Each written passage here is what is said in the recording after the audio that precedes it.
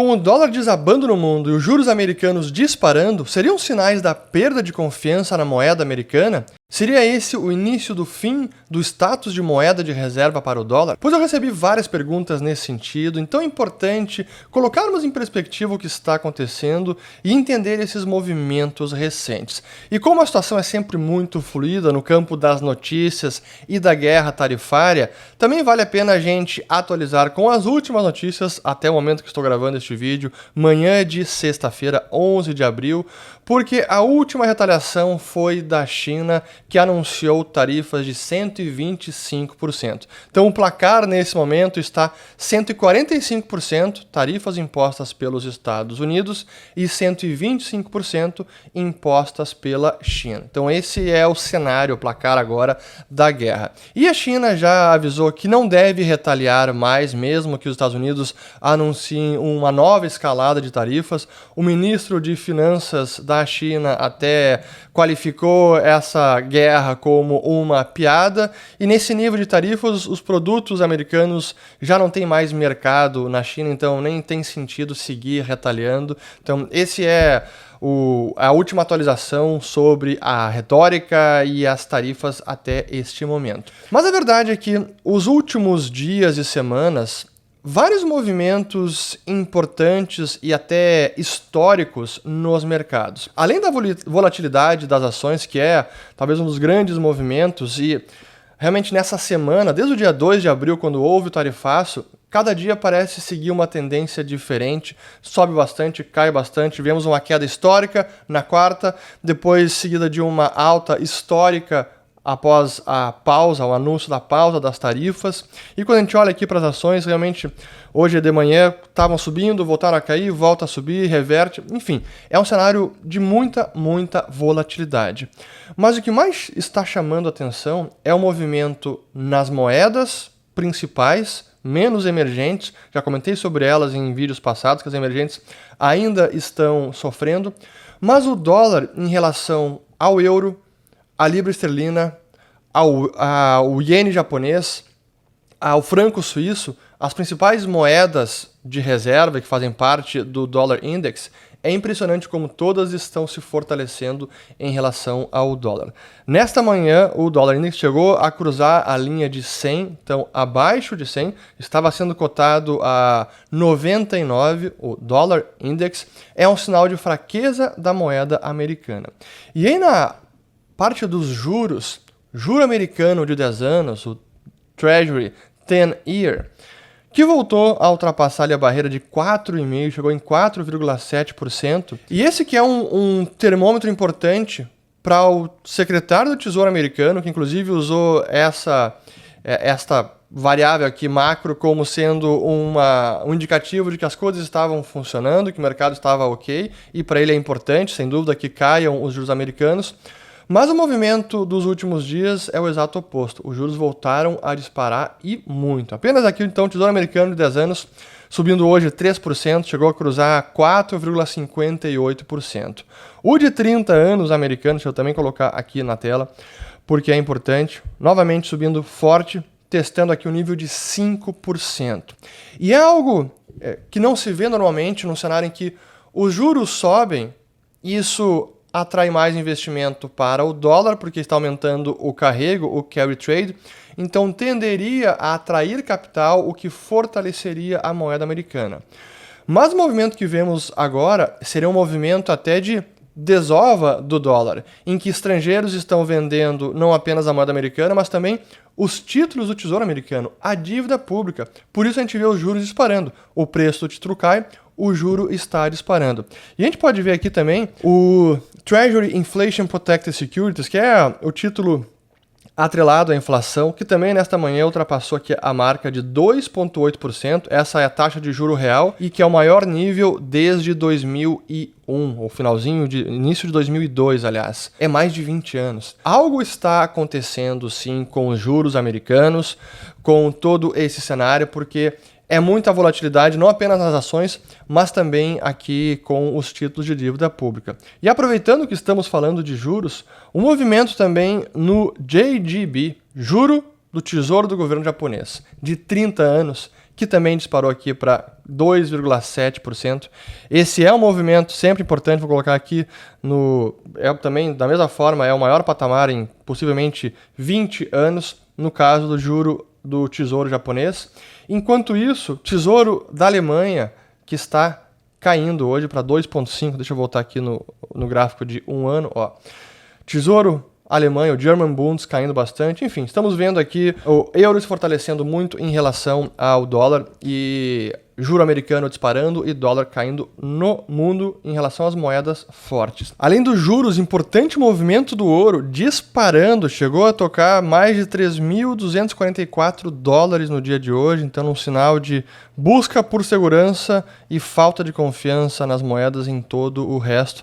Inclusive o Bitcoin também hoje ultrapassando 82 mil dólares. Então, movimento do ouro é um sinal, um termômetro importantíssimo para o mercado. E só para a gente também colocar em contexto o quanto que esses movimentos recentes estão fora das curvas normais de distribuição, ou seja, fora do padrão histórico. Vejam só este gráfico, que no eixo Y considera a alta aqui do SP500 e no eixo X as variações no 10-year Treasury, então no juro de 10 anos do governo americano. Vejam só que coisa louca ali. 9 de abril, 7 de abril, 8 de abril, 10 de abril, pontos fora da distribuição normal, em que as ações estão subindo e o Treasury está subindo, depois o oposto, ações caindo, Treasury subindo.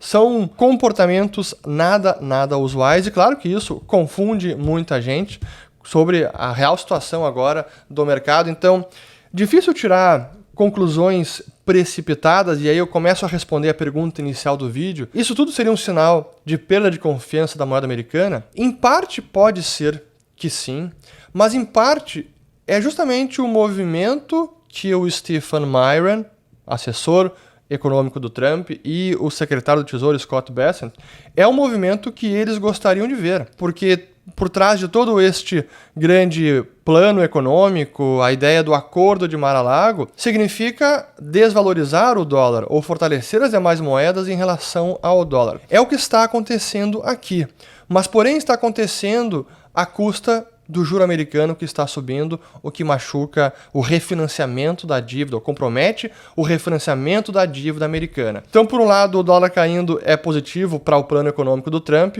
mas o juro subindo é um sinal de alerta. E esse que é o grande problema de um plano econômico dessa magnitude e que é reestruturar o comércio e o sistema monetário que não acontece em 40 anos, e que as variáveis não estão sob o controle completo do Tesouro Americano, do governo do Trump ou do Fed. Então é muito difícil conseguir realizar esse tipo de redesenho do sistema monetário de forma unilateral, sem de fato convidar os países para chegar a um grande acordo, como foi lá em Bretton Woods em 44, ou até mesmo mais recentemente em 85 com o Acordo Plaza. Então esse é o grande problema e o dilema que tem agora o governo americano pela frente. E o que eles buscam no final, é como eu disse no primeiro vídeo sobre o Acordo de Mar-a-Lago, até quem não assistiu nada sobre todo esse plano econômico do Trump, eu recomendo que vocês assistam ao primeiro vídeo que nós publicamos dessa, que já é uma série talvez, vou colocar o link aqui em cima ou na descrição do vídeo, sobre esse reset econômico do Trump. Porque no final das contas, o objetivo final que eles estão buscando é um dólar mais fraco, porém hegemônico. Querem manter o status do dólar como a moeda de reserva mundial, mas enfraquecer o dólar para corrigir desequilíbrios e restabelecer a base industrial e a competitividade americana, com preocupações de segurança nacional e na concorrência, e na batalha geopolítica contra a China, que é o grande adversário. Como nós temos visto aí nos últimos dias, como o Trump está isolando a China como o grande oponente nesta guerra comercial, nesta guerra tarifária. Mas para a gente encerrar e não ficar tão alongado este vídeo, é importante dizer também que a busca pela fraqueza do dólar, e isso é o objetivo dos assessores econômicos aí do Trump, do governo, é um tiro que pode sair pela culatra. Porque o dólar pode sim se enfraquecer ou ser cada vez mais desovado, então pode haver uma perda maior de demanda pela moeda americana, desova dos títulos do Tesouro, e isso começa a sair do controle e pode prejudicar e pode fazer este plano descarrilhar por completo. Por isso que é uma situação delicada e não dá para dizer que isso já significa, então, o fim do padrão dólar e nem que o Bessent está tendo êxito no grande plano. E aí com isso eu relembro o que aconteceu lá em 2007, 2008, quando o dólar estava na sua mínima histórica em termos de força relativa. Olhando aqui, até vou colocar o gráfico do Dollar Index na tela para a gente relembrar este momento. Lá em 2007, início de 2008, o Dollar Index estava na mínima histórica ao redor de 70. E esse era um momento em que, não se questionava o status do dólar como uma moeda de reserva mundial. Porém, muitos países estavam já se perguntando se não era o momento de deixar o dólar como a moeda âncora. E eu vivi isso na pele, porque na época eu estava morando e trabalhando em Dubai, no Oriente Médio, e havia uma ampla discussão sobre se havia chegado finalmente o momento de deixar o peg do dólar. O dólar como uma moeda que as moedas do Golfo Pérsico, Emirados Árabes Unidos, Arábia Saudita, Kuwait, Catar, enfim, se era o momento de essas moedas deixarem de atrelar a taxa de câmbio ao dólar. Drop the dollar peg. Essa era a grande questão daquele ano por conta da desvalorização do dólar. Pois aconteceu o que nós já sabemos, crise financeira, o dólar acabou depois da crise se aprofundando como moeda de reserva por várias métricas que eu já mostrei aqui em vídeos passados, mas aquela possibilidade do dólar perder o status de reserva não aconteceu. Será que agora será diferente?